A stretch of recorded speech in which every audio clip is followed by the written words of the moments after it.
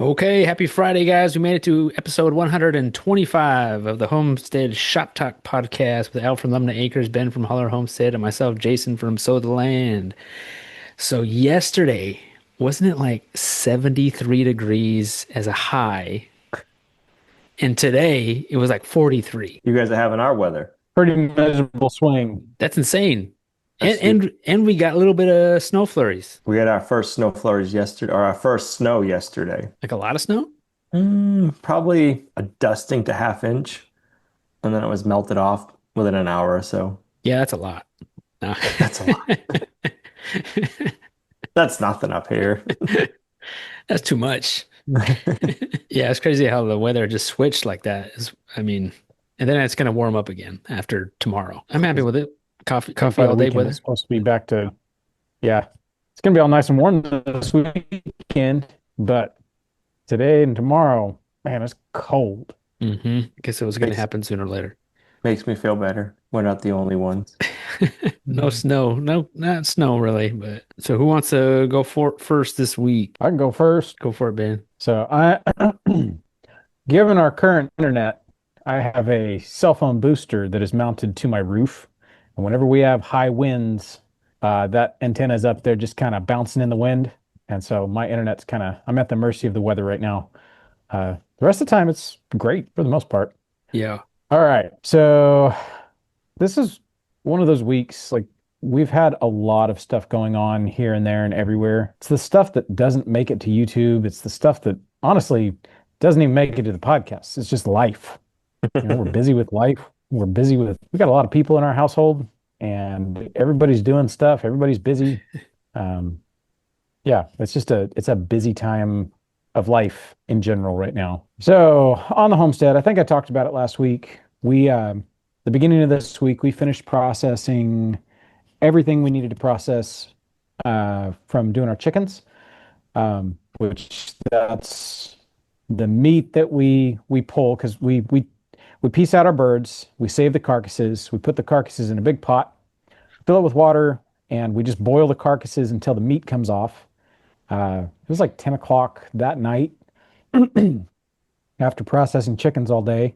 We're all gathered around the kitchen table. I think it was Saturday night, and we pulled off all the meat that we could pull off, and it's a really good way to reclaim if you have someone cutting chicken who's not, cutting real close to the bone, you can reclaim that chicken. We're pretty big advocates for like something we try to teach people is use as much as you can, use every little bit possible, and doing it this way, it's a lot of work, but it's a lot of meat that you would otherwise just throw out. So we pulled all the chicken and it filled like 2 gallon bags, 3 gallon bags, something like that. So that's a lot of chicken. Let me ask that's Meg just real quick. that's just from the bones. That's just from the carcasses. Wow. Hey Meg, how many quarts did you get of chicken? Was that 14? Okay. So and then 19 quarts of broth.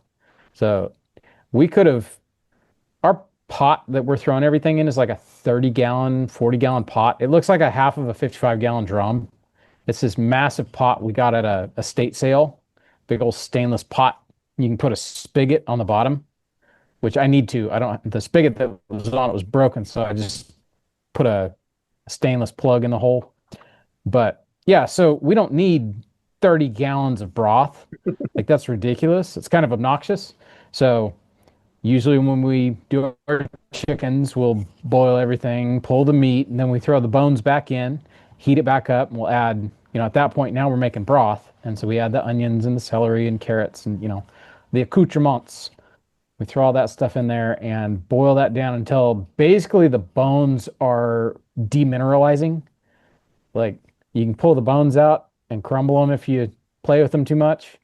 And that's now bone broth. It's a lot of bone broth. And so usually Meg will take out like 5 gallons of just that broth, and that's what she cans. So yeah, we wound up with 14 quarts of chicken, just canned chicken meat, and 19 quarts, I think that's what I just said, of broth, bone broth. So pretty good yield. And then the rest of that, I just take the rest, all the bones and everything, and I go feed that to the pigs. Um, I've taken that stuff before and put it on a compost pile That's another way to kind of reclaim it. But got a lot of pigs right now, and I gave it to them, and they licked up every drop of that broth. Anything they spilled out of the feed bowls, they polished the ground. So they liked it. Also, something else I did. So it's been about 3 weeks, 4 weeks now since I processed 4 pigs, and I finally got the last little bit of everything processed, which was, drum roll please, the bacon. I got all the bacon dealt with. So you know how last week I was talking about my giant knife I made, the sword. Okay, so that, it sat up here because I was oiling the sheath that I made for it, and I try to stick to that, oil it once a day for a week, and then once a week for a month. I try to stick to that with all of my tools. And so it was in here every day. I would oil it. I'm using linseed oil to oil the sheath, and I'm just staring at this knife. I was like, what can I cut with this thing? So she's got these big sourdough bowls that she makes, and they're like, I don't know, they're probably a foot circular, like pretty good size. And the only way you can cut them with any of our knives is you got to stand them on edge and cut down towards the table. Well, I'm looking at these, it's like, I finally got a knife big enough to cut those things. And so I've been cutting mega sized pieces of toast out of these sourdough bowls with this sword. And it's so sharp and so thin, it's like one stroke in and you're already touching the table. That's pretty cool. Can't say I've ever cut a piece of bread with a sword, but Heck I yeah. guess now I can. Big old So, sub sandwich. oh man, like I want to make like Reuben sandwiches or something like that on, you know, Meg's sourdough. I think it'd be really good. Or maybe we'll do corned beef or something. Heck Big old yeah. corned beef on some slices of sourdough that big. You need to do like Uh, so one of those ASMR videos with your big old knife and you're just making like a giant sub thing like sandwich and that's all it is like in slow-mo. Like you're just cutting stuff. well, part of the scariness with this sword, like I told you I nicked my fingernail. Uh, that sucker is so sharp and it's so long. I guess it's not a motion I'm used to. I'm not used to, starting out here with my stroke, cutting a piece of bread and then, going in 18 inches in one stroke. Yeah, it's kind of taking some getting used to, but it's you got to kind of go slow because you don't want anything getting all wonky and taking the rest of the fingernail off. Anyways, so staring at this knife that's been sitting around the kitchen for a week, it was like, I really want to cut bacon with it. Like that'd be really cool. I could cut the entire slab with a knife. So I had stuck all those things in the freezer, was going to process them. I'd smoked them, and they were just sitting in the freezer waiting. So I busted one out, and I was planning on processing all the bacon anyways, just to get it out of the freezer and get our cookie sheet back. And so I brought one into the kitchen, and I got the knife. I got the knife, and I took that thing and started cutting bacon. And honestly, I think I like it better than the meat slicer, better than the deli slicer. Yeah. Like I can make perfectly straight cuts. I can make them uniform. Sure, it's a little bit faster to use the meat slicer, but Less messy. I don't know if either you guys have, yeah, the meat slicer makes a mess. And then once, by the end of the slab, when your bacon's starting to get warm, the meat slicer's throwing sticky bits of fat everywhere, and you just have this huge mess to clean up. Or the one that bothers me is like sometimes like I have to rotate the slab. You cut on one side and then you flip it over and cut from the other side. Otherwise, the blade starts mushing meat out the bottom Hmm. or fat out the bottom. And so you just keep flip-flopping it to stop that from happening. Well, not with the sword. I'm like, I got done cutting, and it's like I can cut it any thickness I want, especially if it's frozen. And so I cut every single piece of bacon like perfectly an eighth inch thick.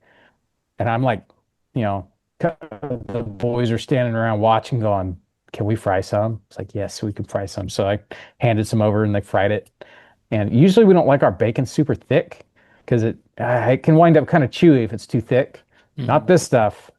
I don't know what we did. I don't know. Maybe it's the pork itself is Really? super tender. Hmm. Oh man, it was awesome.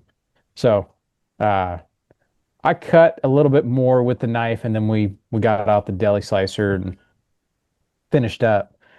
I actually like the stuff that's knife cut better.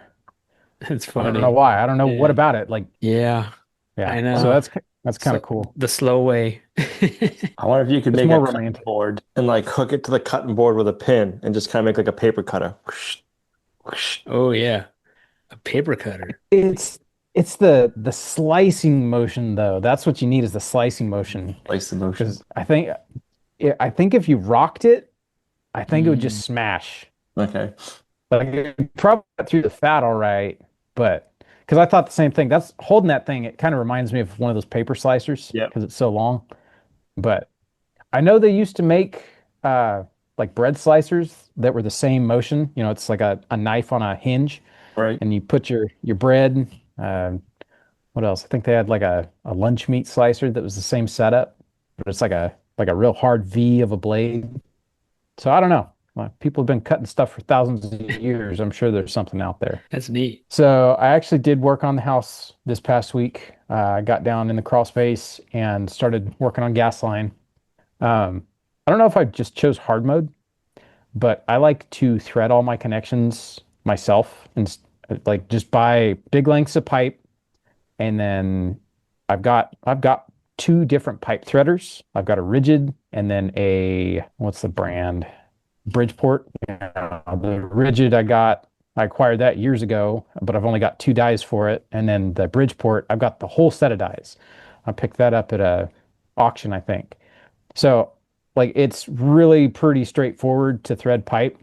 You just cut your pipe to length and then you just put the pipe threader on there and then just sit there and ratchet it back and forth until you have your thread cut. Well, got down there and it's like, okay, I need a couple nipples this long. I need a couple lengths of pipe this long. And so I get my cut list and I go down to the barn, I start cutting pipe, and then I'm down there threading it. It's like, I forgot how long it takes to thread pipe manually. Like this is exhausting and time consuming. And so, Is that the drawback? I would say that's the drawback. You know, you can pay through the nose and buy, lengths that are already threaded, but man, it's so much cheaper to just thread it yourself. Mm. But that's the drawback. Like, it takes forever to thread it, all that stuff. It's just kind of frustrating. So I'm threading pipe, and then I uh I had to go out of town at a moment's notice. And so I got called away. I think that was like Wednesday. I was down there threading pipe. I wasn't making a video. I wasn't filming it. Uh, had to go out of town briefly to pick up a refrigerator. So after that, it was just like, well, I don't know if I'll get back to this project. I've got so much other stuff going on. So there it sits. I'm literally like an elbow and two lengths of pipe, like full 10-foot lengths of pipe, and then it's done. All of the gas is ready to be connected. I have to tighten all the connections and pressure test, and then the gas lines are done, and then I can move on to wiring. But we'll see. Just I time. may be down there tomorrow. Yeah. It's just time. It's just if stuff could quit popping up, I would I'd Yeah. get stuff done. But there's so much other stuff going on. What do you run the gas off So for? what's that? What's the gas for? Hot water heater? So Heat? yeah, our hot water heater is a Rinnai tankless hot water heater. It runs Yep. on propane. We freaking love this water heater. If it breaks, I will buy another one. I will buy 10 of them. Having a tankless hot water heater, like I cannot emphasize this enough. If you like using hot water, forget the tank. Like just go get a tankless. We use the heck out of our water heater, and I do mean we use the heck out of it. We've got 8 people in here. Everybody bathes. We've got dishes to do, laundry to do. Uh, like there's a lot of hot water demand, and we every now and then will go to someone's house and they'll have a tanked water heater, and you run out of hot water. You Like got you there's got pigs. You got pigs to wash. You know what? I put a tap, a hot and cold tap on the outside of the house last year, and when I'm processing animals, I hook the hose to the hot tap, And then when I'm down there processing animals, I've got hot water coming out of the hose and it is fantastic. And I'm Makes not worried sense. about, Hmm. draining the tank or whatever. So The other yeah, nice it's thing that the hot water tap's nice for filling up your chicken scalder, Hmm. and then it takes no time to preheat your electric Yes. scalder. That's what I need. I need to It do that. saves it saves like at least an hour, if not hours, off of preheating oh, it hot water heater or your hot water saves a scalder. bunch of time. Yep. It's So definitely a must-have for a homesteader. Hmm. uh to finish answering that question, it's the water heater, the stove, and the dryer. Those are all propane. How do you like Um, the propane dryer versus have you ever had electric before? I've never had propane. I've had both. In California, we had a natural gas, but it was an ancient, like late 80s. I think it was a GE, one of those dryers that would never break.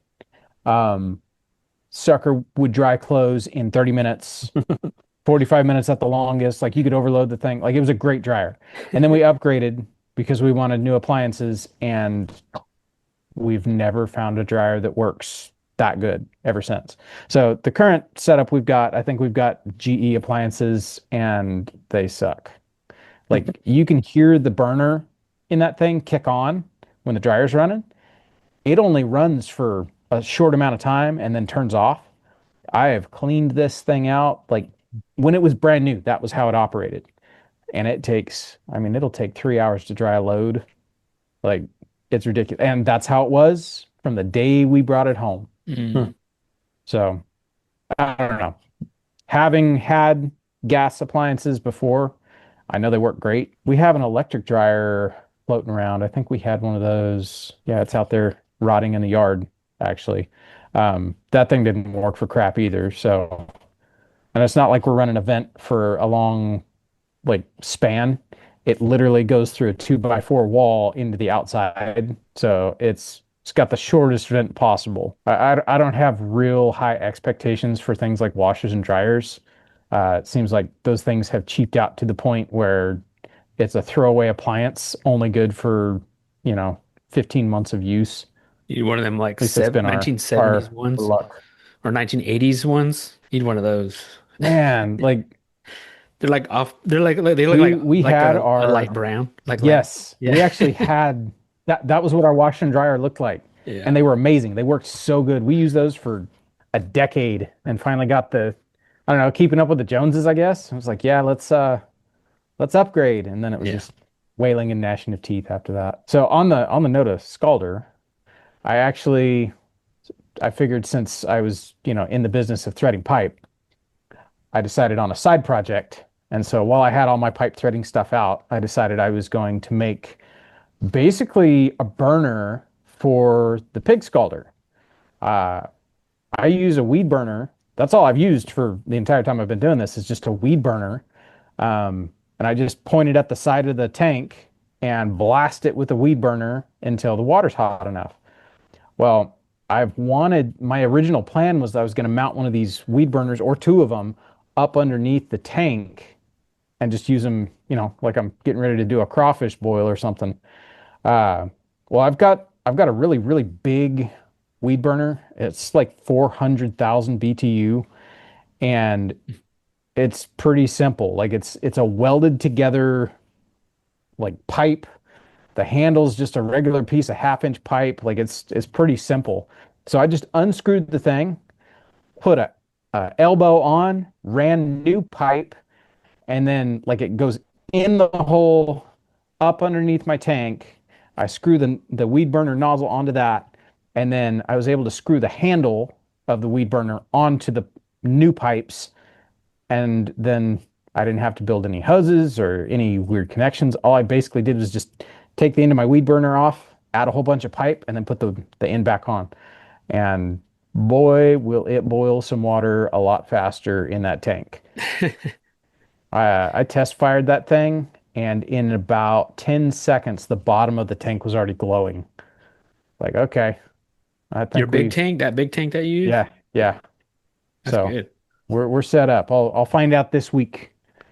You're using the same burner setup thing. Yep. Didn't you have like a thing that you set it Tank on? stand. Yeah. Yeah, yeah. I built a great big tank You just stand attach it to that? for that. Yeah, it just No. sits directly underneath the tank, underneath my tank stand. Yeah. Cool. So I'll find out not tomorrow, Wednesday. I'll find out Wednesday how long it takes to get 150 gallons of water up to 150 degrees. So something I don't know about you guys. What do you guys do when the weather starts getting dark like this? Days are shorter. Do you guys work later on your day-to-day projects? Do you spend more time inside? What do you guys do? I guess it depends what it is, but I try not to. Yeah, I guess I probably work in like in the shop more inside the barn, unless it's fencing.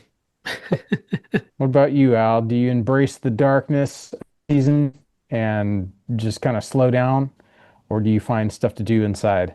Now we find Or do stuff. you slow down at all? Now we don't slow down. Y'all don't slow down. Come on. So We just got to change I up chore time, which is the worst. Yeah, you that got to is the switch it worst. up, I guess.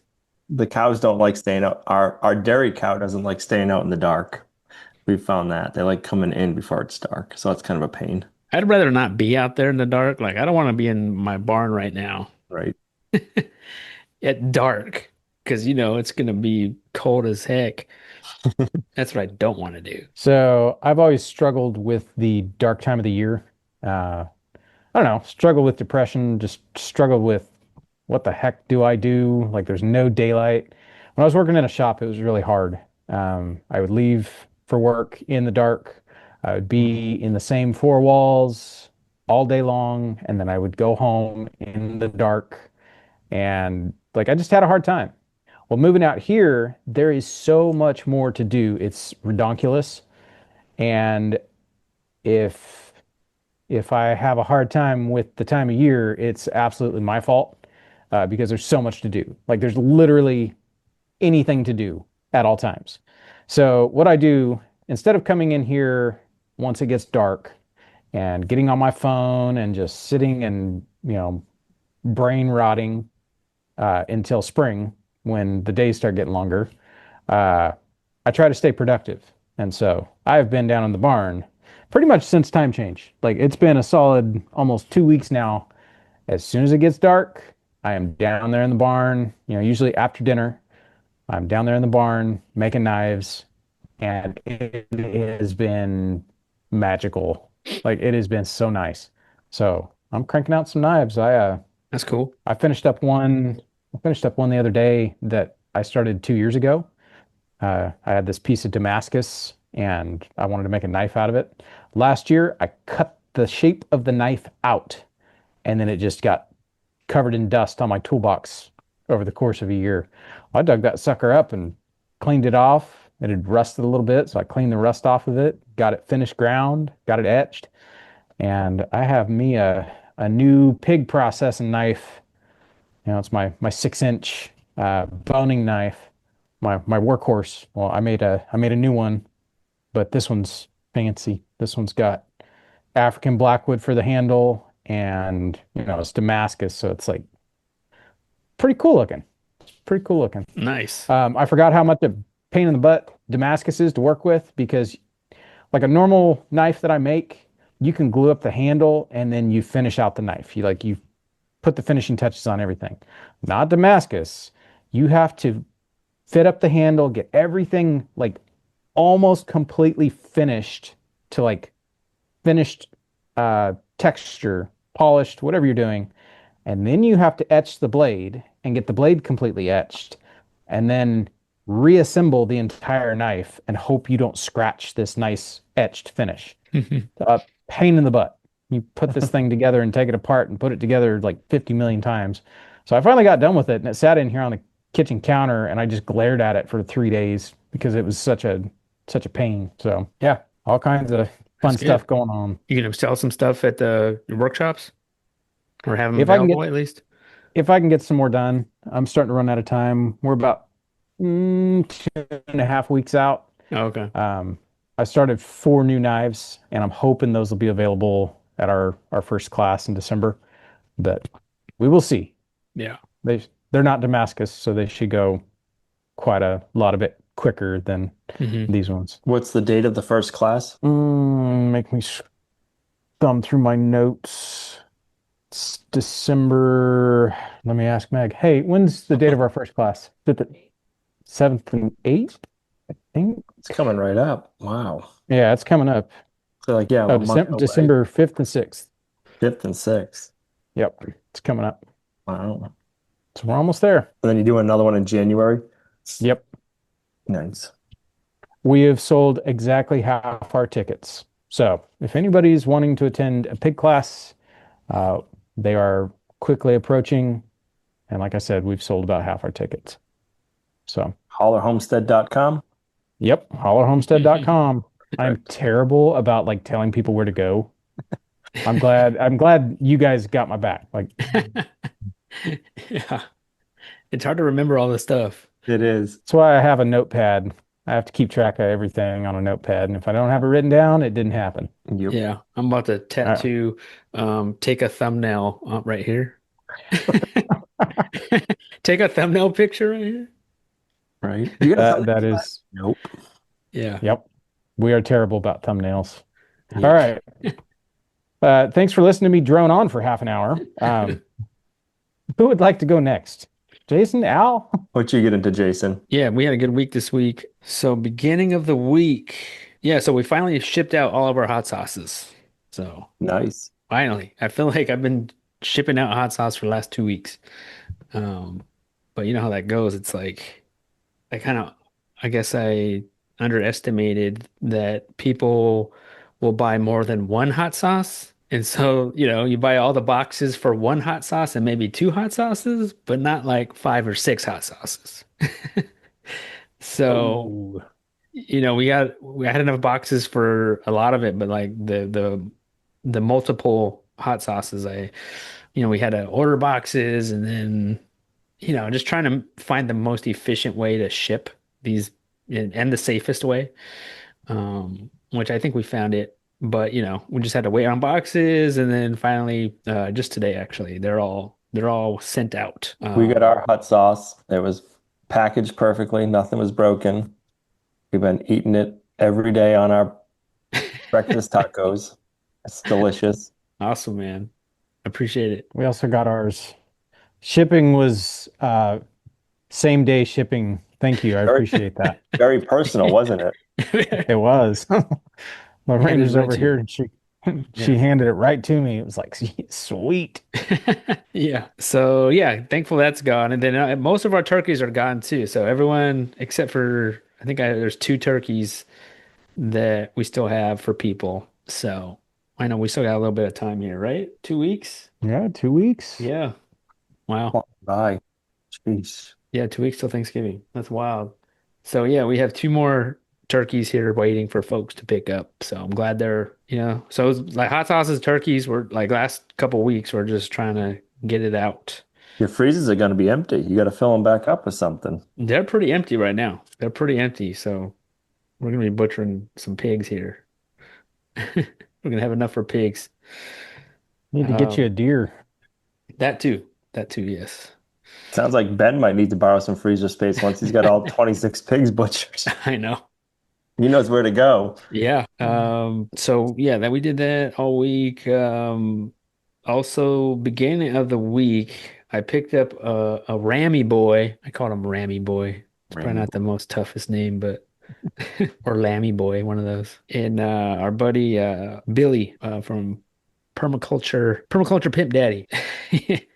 He has he raises sheep. He's been doing it for a little while, and then he has actually the same kind as I do. The same like three sheep that I have, the Katahdin, St. Croix, and Barbados. So he said he has the same ones, which I didn't know that.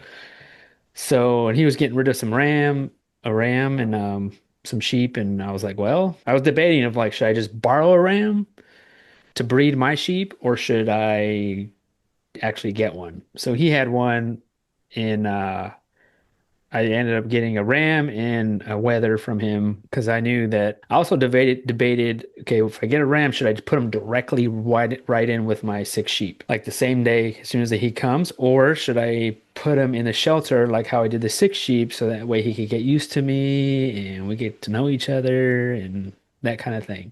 So I kind of debated back and forth. We debated of like, what should we do? I don't know. And then when Billy came, I kind of asked his opinion, and he was like, "Well, it wouldn't hurt to just put him in the shelter, and then for a little bit, and then you get to know him, get to know each other. It's probably the smartest thing to do." Rather than just throwing them out there. Because also Billy, he raises his sheep in electric netting. I'm using the two hot wires, so I don't know if that's going to be an issue or not. But again, but then he's a ram, so he's probably just going to want to be with the rest of the sheep, right? Like I don't picture him just. He's not going to just take off. So we got them at the beginning of the week. And what's great about Billy is like he's like, well, because I was like, well, how much for your ram? And he's like, well, you want to just barter? Like, what do you have? I was like, well, I have some turkey. And he's like, well, I'll trade you some turkey then. I was like, turkey and a hot sauce. I was like, okay. So I traded him two turkeys for two sheep and a hot sauce. Perfect. So I was like, I'm fine with that. I mean, I traded him like the biggest turkeys. They were both 19 pounds. So I was happy with that, and he was happy with that. So I was like, all right, let's do it. That's a good trade. I would think so. I mean, he seemed happy about it, and yeah, I mean, two 19-pound turkeys. I mean, I mean, those, a couple turkeys, but like you got a lot more than just two sheep. Like you have right. independence. You can breed your own sheep now. Yeah. Yeah, that too. Yeah. Yeah, if all goes well. If all goes well. So we had him in there. We put him in the shelter, and we had him in there for a few days, more than a few days, almost a week. And they seem fine. But the one thing about the ram, so the ram has little tiny horns, which I didn't really want a sheep with horns. I guess we're kind of afraid of like him headbutting us and it's gonna hurt, something like that. And I always heard, you want to stay away from animals with horns. And so, I mean, he said he never had a problem with them. And they're little tiny things. So I was like, okay, so maybe it's not a problem. So I'm not going to worry about it. So haven't had a problem. I mean, both these sheep are pretty calm, I think they're easy going so far. And definitely the weather, like right away he came to me, he just wanted scratches, like a pet. But the ram was a little bit more like, kind of staying away from me. And he was the smaller out of the both. So, but I noticed since I got him, I think they were a little bit more stressed out, probably on the ride over. Because I noticed there was just like kind of a bunch of poop on the back end of the Ram, not on the weather. He looked totally clean and fine, and the Ram just looked like. And I thought, well, maybe I don't know, maybe he fell on the ride over and just smeared it everywhere. So, a few days went by and he still kind of looked, just almost like when a baby chick gets that like pasty butt, like it kind of just sticks to their butt. That's what it kind of looked like. And I was like, man, I was like, I hope it's not some kind of crazy problem, or I gotta call a vet or something. And so after a few days, we're like, okay, maybe we should clean it off. So you're not a homesteader until you have to clean off poopy butts off of animals. So we really didn't want to do that. We were giving him some like garlic and more natural things to maybe this would, I don't know, maybe it would just clear it. Maybe he just fell and smeared poop everywhere. I don't know. It didn't seem like he was like backed up or anything, constipated or anything like that. I don't know. He seemed fine otherwise. I just didn't like how he was just like a bunch of poop back there. So we went in there in the morning and sheep are fairly easy to handle. You just gotta. I wasn't sure how a ram. I don't know if a ram was different than a regular. I've handled some sheep before, but I didn't know if a ram was different, and it really wasn't different. As soon as I like grabbed his kind of neck area, he just kind of just went limp. I was able to just flip him on its back, and then so here we are, me and Lorraine scrubbing the behind of this of this ram. You get it on video? We did film it, yes. Not sure how All for the much of it channel. I'm gonna actually post. But here we are scrubbing behind this brand. We got some dish soap. We're just like going to town, man, trying to scrub down this ram. And I mean, he just laid there like nothing. Like he was like, "All right, do what you're gonna do with me." Um, so he looked 10 times better than what he did. And I don't know what was happening. I don't know if it's an underlying issue or not, but we scrubbed him down and didn't completely. It was hard to get rid of because a lot of it was just like hard and just stuck. Crusty. Yeah, we just did our best and we had some warm soapy water and a brush and we just some scissors and it's one of those moments where like, how did we get to this point in our lives? Um, and he seemed better. He seemed better right after that. Well, he looked better anyways. Not that, I mean, he seemed fine otherwise, which, I hope maybe it was just some kind of, maybe he was stressed out on the ride over. I don't know. But Lorraine's texting me right now. She goes, she said, tell them that it also was 20 degrees outside. Okay. So I guess I forgot to mention that part because it was this morning only. It was this morning. So it was like cold this morning and it was 20 degrees outside. So we were doing this at 20 degrees, scrubbing this ram's butt, and we did it, and he seemed fine after that. Why you need So outdoor hot water spigot. You could have see, been warming your hands up as you're that's what we scrubbing need. the hmm tushy. it makes perfect sense. Huh? Yep.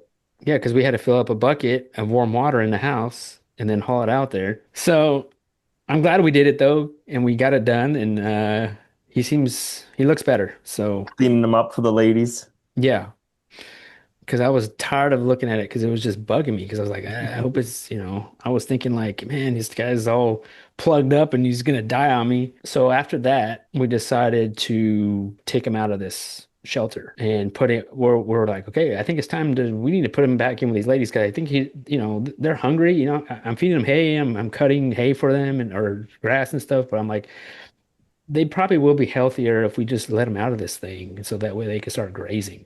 I wondered how are we going to do this? How are we going to, because the other sheep were a little bit ways up the property, up the hill, and they were in the shelter, down in the shelter. So I was like, okay, I don't know how we're going to do this because I wasn't ready to move those other sheep back down the hill. And so, reading some of the comments, they're like, stick a halter on them because they seem pretty calm. Stick a halter on them and then just like a leash and just bring them up there. So I went to Tractor Supply, got a halter. I first started with the weather and I put it on him. It was easy to put on him. He like just totally let me put it on him. And he just did not we took him out of the structure on this leash and he just did not want to move. He was like fighting me the whole time. Right. And so I was like, you know what? This is not like how I envisioned it. I pictured like I'm just gonna walk it like a dog. Just easy, like, hey, let's go for a walk. But it wasn't like that. He started like not even moving, and I felt like I didn't want to drag him up the hill. So finally I was like, we didn't even go halfway up the hill.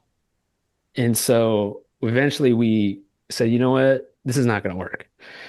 Um, and another thing we did, we let the ram out so that as we were trying to guide this weather up there with the halter, we let the ram out because we knew that the ram was going to follow us.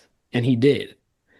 The ram got out and he was so happy just running around and he started following us. Was like, okay, it's great, but yet that weather, he just did not want to move, and it wasn't as easy as I thought it was going to be. And so finally, we're like, you know what? Let's just take him back to the shelter. So we had to go back to the shelter. I brought him back to the shelter because he just wasn't cooperating, and I felt like I didn't want to hurt him, and I felt like I was just, I didn't want to drag him up this hill. So we put him back in the shelter. Both of them went right in back in there. So I was like, you know what? Plan B, let's take out the chicken tractor. So we busted out the chicken tractor. We put him in the chicken tractor and just moved him way up there. And I was like, man, that chicken tractor never disappoints. Like pigs, chickens, sheep, like turkeys. So tomorrow I think I'm gonna move them in with the sheep. This because this was towards the end of the day. And so we just moved them closer up there. So they were so happy to be on grass and they just seemed better. And I just moved them out on in the chicken tractor. So that seemed to work great. In my opinion, don't use a halter. I don't care what they say. I don't care what people tell you. It's so easy. Maybe I was doing it wrong. I don't know. But they it wasn't gonna work. So chicken tractor all the way. So we'll see what how they do tomorrow if once I put them in together and hopefully they breed for us and in the spring we'll have little lambs. How many does do you have or use or Use three. three? Yeah. So at least six baby lambs, hopefully. Yeah. I guess they could have um twins Triplets. or triplets. I think they usually have quite a few, don't they? Don't they usually at least have twins for the That's what I most part? heard. Two, even three. Should Yeah. be wild. It'll be Those guys are looking great. Those guys they look pretty good. No issues there. So I don't know something about that ram. Oh, and then one of his horns came off today. It was weird. Like he was fine, and then like I noticed I saw something like pop off, and I was like, this was after I think right before we were gonna move him. I noticed some blood, and I was like, his horn came off, and I found the horn. It was a little tiny horn, and I guess sometimes they come off, and then I guess on sheep they don't grow back, so he only has one Hmm. horn now. It'll be a unicorn. Yeah, he's a unicorn. Yeah, I don't know why it popped off, but It's male pattern baldness. yeah, it was kind of weird. But it almost Mhm. fell off kind of easy. I don't know. Or maybe he hit it on something, but the blood dried up pretty quick. Yeah, just so many just weird things going on with his ram. Any weird dreams this week? Actually, I did have a weird dream. It had Mm, nothing to do with like farming or anything. You guys want to hear Sure. it? So you guys know who Phil Collins is? Do do do do do do. Singer? Yep. Yep. Like he was popular like in the 80s, 90s or Yep. something. So I've I don't listen to Phil Collins, right? Like I don't have an album of Phil Collins. I don't know why Phil Collins was in my dream. So apparently I was on Phil Collins's tour bus, right? I'm on Phil Collins's tour bus. His band is giving me a crash course on all his songs, and they're showing me how to play an instrument for each one of their songs that I have to learn like in one day. And I'm like, It's an I can't anxiety learn. dream. Yeah, I was like, I can't learn all this. I can't learn. And they were handing me like guitar in like all these weird instruments and guitars. And I was like, okay. And they were like, okay, now you play this guitar just like this. Da, da, da. And I'm like, how am I gonna memorize this? Like, I gotta memorize this by tomorrow. And they're like, yeah, no problem. And I was like, oh my gosh. So then I was like, okay, I gotta go to I guess we're at a hotel or something. And I was like, I gotta go to my hotel room and get something. So I walk to my hotel room, I grab like a jacket. I'm walking back through the parking lot looking for the tour bus and I can't find it. And, and it was so like a bunch of cars and people everywhere. And I was like, I can't find this tour bus.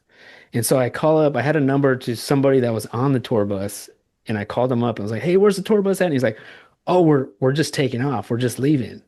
You missed it. And then I hung up with him and I was still looking for his tour bus and I seen a tour bus and it was like that wasn't it. I seen another tour bus, that wasn't it. And I just keep walking through this um, parking lot looking for a tour bus and I never find it.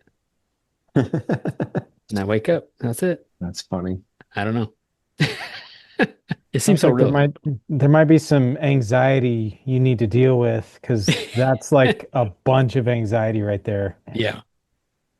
Yeah, it was wild. I was like sweating. I woke up, I was sweating. Like Mm. one of those dreams that felt so real. But yeah, I don't know what the deal is, man. I never remember like any of my dreams. I don't usually either, but lately I've been using it. Maybe talking about it in this podcast helps me remember. Are you So, sure there's shiitake mushrooms out in the woods you're growing? yeah, I know. It's those crazy hot peppers. People eating the hot sauce are like, man, I've been having some crazy dreams too. So what'd you get into, Al? We have been getting into hand-hewn beams at the house that we discovered when we started pulling apart the house. Got them all cleaned up like we talked about last week, and then we decided to stain them. We went with dark walnut. We actually tried a bunch of different stains. We liked the dark walnut. It was kind of, once you sand through a little bit, it reminded me of what the beams looked like before we cleaned them up. So it kind of was like the original 150-year-old look. So we got those all stained, which was cool. And then I wanted to clear coat them because I didn't want any smell coming through, and I wanted to have like a good texture that was cleanable. I didn't want like just old rough hand hewn beams that like the dust sticks to, and you can't clean them up over time. So we ended up doing clear coat. I wanted to do lacquer. Oh, so they're like kind of smooth, like shiny. Yeah, they are now. But so I was wanted to do a lacquer finish. Our Lowe's didn't sell lacquer. Home Depot did, but they had I think 2 or 3 quarts, and that was it. I'm like, what do we have? 6 or 7 beams total, and they're probably like 14 feet long, the areas that we were finishing. So I was like, I don't know if that's enough. I hate to get it and then not be able to go back and get more if I need it. And then, so the lacquer was supposed to dry in 22 minutes. The polyurethane said 4 hours to dry between coats. And I'm Wow. like, it's like 40 degrees inside the house. Like, it's going to take forever to dry. Hmm. So I found Home Depot had their brand Bear. They had a waterproof polyurethane, which I was kind of hesitant on buying just because really haven't had luck with Bear paint products. But it was the only thing we could find that somebody actually had a supply of. So we tried it. I sprayed it on with a Graco like paint sprayer. It was like one of like the quart size bottle ones, and it actually came out really good. Battery powered? No electric Hmm. plug-in. The battery powered ones were pretty pricey. Yeah. For some reason, Lowe's had. So we have a Harbor Freight local too, which is awesome. So if I'm looking for like tools that I'm only going to use every once in a while, I'll go on. I'll definitely price shop. Lowe's had the Graco cheaper than than Harbor Freight brand by probably like half Wow. price. Yeah, for some reason, Lowe's has they put them on sale like almost half price, and that's like their new price. So Harbor Freight was more than what Lowe's was for Graco. Hmm. So Those are the ones that just a handheld one that you just screw on. yep. Yeah. Yeah, so we used it for staining, which worked nice, and then we used it for the clear coat. So the beer, we did the matte finish because I wanted a clear coat finish, but I don't like shiny. Hmm. I just wanted it like nice and smooth. So we put 2 coats on. It actually dried fairly quickly, and I put heavy coats on. I sprayed it one day. Did it take me 2 days to spray? No, I sprayed it first thing in the morning, basically. Then it dried by mid-afternoon, and then I sprayed the second coat on right before we left. We sanded everything in between coats. I'm thinking we're going to do 2 coats. I mean, we did 2 coats. I think I'm going to do 2 more. So they're smooth, but they're still a little rough in some spots just because they're older beams. We're actually really excited with how they came out. Like a lot of times you get like an idea in your head, or we get an idea in our head, like, hey, this is the finished look we're going for, and it like usually doesn't come out that way. Well, these Yeah. came out that way, so we were pretty pumped. But That's cool. You just doing like three sides? yeah, 3 sides. Yeah. Yep. So we got the 3 sides done, and then we started doing the floor. So it's the floor slash ceiling. So we got 2x6 tongue and groove lodge pole pine boards. So we're gonna put that down. We started putting that down in the bedroom, and that'll be the ceiling. So it's tongue and groove. It's V groove on the side that's gonna be the ceiling, and then it's just flat, like shiplap looking flooring on the floor side. So it'll be the floor and the ceiling, which is kind of nice. The flooring and the ceiling. You're doing Nice. shiplap on the ceiling? Yeah, I'll send you guys a picture of what they came out like. Looking at those pictures of the hand hewn beams, those suckers look beautiful. I mean, here's a picture of the flooring. So that's the ceiling side that you guys are seeing, if you got the text yet. Oh, okay. And then the floor it just looks like pine boards like put together. And then we're drilling it out and we're screwing everything down. So then we're gonna go ahead and we'll use walnut plugs to fill the holes for the floor. So it'll kind of look like, in my head, I think it'll look like it has the old square nails in where the screw holes are covered up because it'll be black almost. So you won't If see that, any screw you won't see heads. any screws. Yep. So I then this see. is a picture. I just sent you. It's a picture of the floor. Just sent it. No, that's beautiful. Thank you. It's one of those projects like it's taken a Oh lot of yeah. time, but it's like this is the look we want. So it's like as much time as it's taking us, it's like no, we gotta take the time and get it done because in the end we'll enjoy it. But Yeah. when you're trying to get a project done, it's like, do I really want to be spending the time doing this? Some projects is more like craftsmanship, and it's just like, no, you got to like take out of your mind the timeline, if that makes sense, like, and focus on the end product, not how Yeah. fast it's taking you to get there. So what I figure is so now that we have the ceiling on, we won't do it now, but I want to clear coat the ceiling, and I'll put 2 layers of clear coat on the ceiling. When we're doing those two coats, I'll also put 2 more coats on the beams, and then we'll have Because 4 coats on the beams. because in the ceiling, that's what it's gonna look. That's the finished look. That's the finished look. Okay. You're not gonna Yeah. cover it with drywall or anything. Nope. Okay. Nope. So in this, I call it the study. We'll have like 2 chairs and like a bookshelf. It's like a study slash hallway. That room will have a ceiling like that, and then the back room, which is the living room, will have that for a ceiling. And then like the bathroom and our laundry room will have a sheetrock ceiling in that part of the house. Yeah. So House is going to look really cool when you're done with it. Heck yeah. thank you. Having It's fun. going to be a brand new house. Yeah. Hopefully a newer house with the old feel to it still is what we're Yeah. going for. Hmm. But so we're getting there. It's a slower process, but it's one of those things like it should be the forever home. It's the farm we wanted. So you want to take the time to do it. But on the same hand, it's like, but we want to be there. We only want to have one property. We want to have all the animals over there. We Yeah. just want to, so that's the struggle right now is just the time frame. It's like you need those superpower patience. Be able to work 24/7, hire some robots, Yeah. Yeah. You just need, I guess, patience that it's gonna get, or trust the process, right? right? And it's all gonna get done and be worth it. Yep. Man. I mean, you don't got heat in there yet, do you? Now we just have a portable propane heater. Oh, So okay. we get it gets up to like, actually, I think once the downstairs spray foam, it would heat it fine. It gets downstairs probably gets like 50. We go upstairs, because that's usually where we eat lunch. The upstairs is all insulated. It's like 64, 65. That's perfect. So it's perfect Oh, yeah. for that. And then in the morning, I think the coldest I've seen it in the morning is lower 40s. So I have thermostats all over the place because we have water in the house. So in the basement. So I'm just trying to make sure, like the basement, I think the coldest I've seen that is 51. So we're just trying to make sure that nothing freezes. All right. That'll be the next step. We still have a furnace. We gotta get the furnace hooked back. I gotta get power in the house, furnace hooked back up, but I gotta line a chimney. We had the chimney inspected because there was water coming in. Some of the flue tiles are cracked. We got prices to get that fixed. I think getting into the trades is a good idea for anybody that's looking for a job right now. It used to be like you would take the price of materials and you would double it, and that's what you were paying. Take the price of materials and quadruple it, and that's what you're paying nowadays for labor Wow. Plus tax. plus tax. Yep. So I'll I'll be ordering a chimney liner and lining our chimney. But Gotta put that on your resume. I'll put that on the I've done it before when we put a wood stove. When we lived in Massachusetts, that house had a fireplace, and we put a wood stove insert in, and then we lined it with a Okay. stainless steel liner. But that was like, I think that was probably like 15 feet of liner. This one's like 30 feet of liner we got to do. So Wow. You got a crawl in there?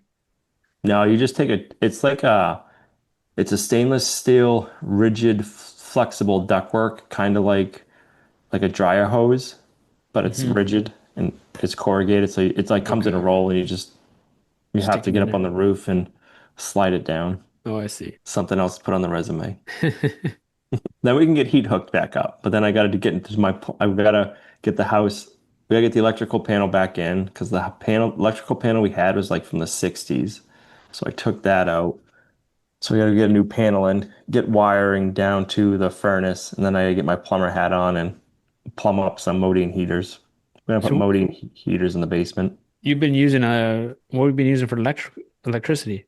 So we have a Blue Eddy portable system, but then we still have, so the cool setup with the farm is the main power goes to the workshop. It's all underground. And then there's disconnect breakers that feed each other building. So the main power goes to the workshop, and then from there it feeds to the big barn, to the milking room, has its own, and then the house has its own.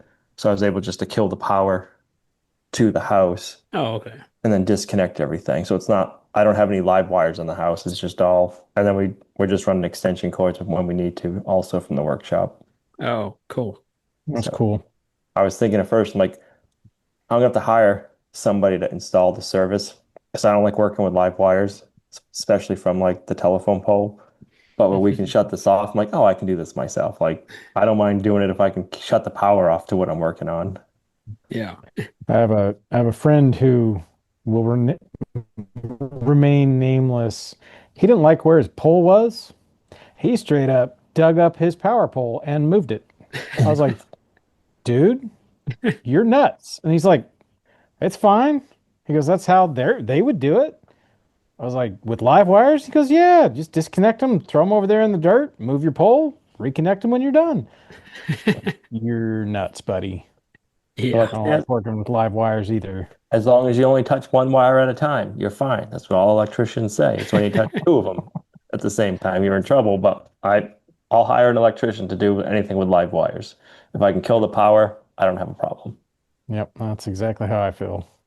So Heck. I don't know. It's because we grew up working around cars and mechanic. Like if you're working a car or you're a mechanic, you do everything. You're an electrician, you're a plumber. You know what I mean? Like you do every Yep. step of the process of Hmm. working on a car. So a house is the same thing, just different. So I don't know if like I'm just always like, why not just tackle it? Like if you're working on a car, you don't call in somebody else to run your electrical to your dashboard or to hook up your windshield washer nozzle kind of thing. Like you just do it all, Just do it. right? Yep, Just So I figure it don't know. out. Yep. I think more people need to get that mentality. I'm sure they I agree. I'm sure they are with the quadruple prices. Well, I gotta put it this way. The money we saved, or I'm gonna save by doing the chimney liner, will more than pay for our kitchen cabinets, which is, yeah, it's pretty bad to say that. Wow. So, So they were installing a solid gold chimney liner, is what you're trying to say. Yeah. no, it was still just the regular stuff that I'm putting in. Man. Yep. So become a chimney guy if you want. Yeah. Because you didn't want to do it. Is that why? I just figured I'm like, oh, we'll get somebody to line it. Well, Oh one yeah. less thing I have to do right now. Yeah. I mean, if I don't have to be on a roof, I don't want to be on a roof, but if I have to, I will, kind of thing. Man. Yep. I don't know. Just leave the camera running now. Yep. Now you said your boys are doing masonry. Are they doing like chimney work and stuff or The company they work for, they will build chimneys, yeah. but it's few and far between. I don't know if it's that way up there, but a lot of new code, like new buildings, don't even have fireplaces or, any place to put your wood burner anywhere. Um, I think that's nationwide actually, but there are people out here building custom homes, and that's, you know, always a requirement. So they do them. I don't think they have done any chimneys so far, but Yeah, because I mean most houses are propane or natural gas and they just use PVC pipe basically to vent all their gases out. yep. So that's pretty much been my week, finishing up the beams, getting them to look nice, but we're happy with the outcome. So that's all that matters. Yeah, they look good. We've been getting a ton of rain. We had a dry summer. I don't know about you guys, but we were like the biggest drought on record that I know of. And now we started getting rain. I don't think it's really stopped. It's like every day we get an inch, it seems like. Towards the end, it started getting pretty dry here towards the end of summer. Yeah. Well, it stopped raining when I finished our roof. That's right. And like it's been pretty dry since then. Yeah. So I take full responsibility for ruining the weather down here. And Uh, now that it's pig season, it'll start raining again. yes. Actually, I was admiring the fact that there's not hardly any mud right now. Uh, we were doing some stuff in the garden today and I hopped on the tractor. I was like, hey, this time last year, like, you know how four-wheel drive is when you're in super deep mud and you kind of drive like this sideways diagonal thing. Usually right now I'm doing that whenever I cross the creek. The tractor will just kind of drive this weird, like it's like drifting sideways. Uh, and there was none of that today. It was just straight through, dry ground. It's like it's kind of nice not having mud. There Yeah. will be mud. It's like death and taxes. The only certainty in life. There will be mud at some point, but I'm enjoying it right now. Not having any mud. It is nice. All right, we're over an hour here, guys. I think that's it for this week. So thank you guys for listening to the podcast. We really appreciate it. Thank you for all the great comments and thumbs ups and all the kind encouragement that you give us every week.